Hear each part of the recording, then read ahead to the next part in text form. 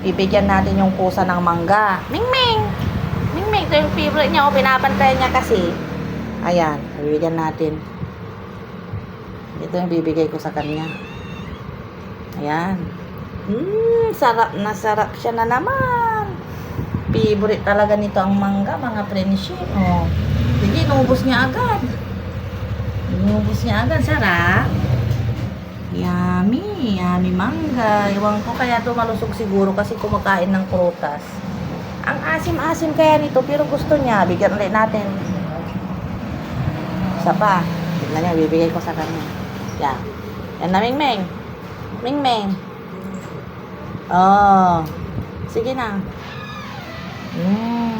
Kainin mo na yan para malusog ka. Yummy ah. Ang sarap-sarap ng mangga. Ang bilis niya. Oh. Tama na. Baka ano. Sige pa. Gusto pa niya. Baka kasi magtain na. Oh. Sige pa. Oh. Oh.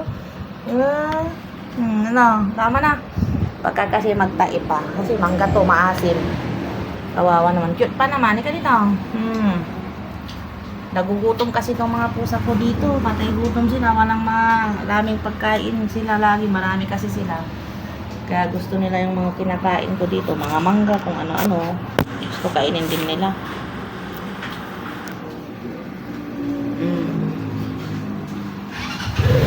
Pa, oh. Okay na. Tama na. Mas nakatikim ka ng 2 slice.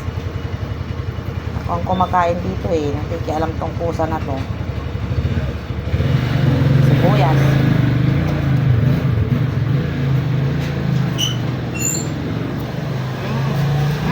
Ano lang?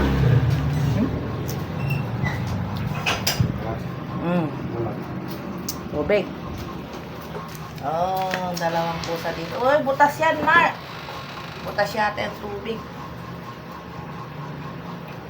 Naman natutulog, ayaw nila ng mangga.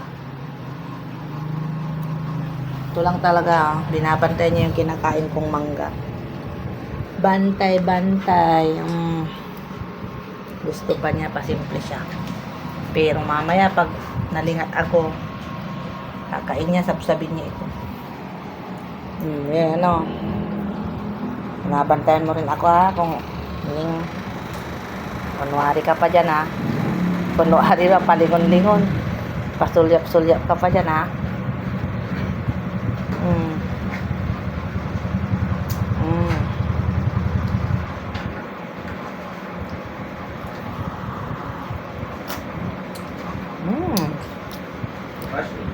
Tama na po sa. Huwag na, tama na mo.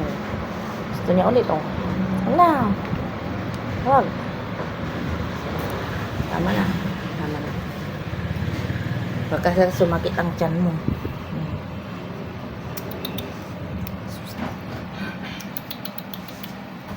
Mingming.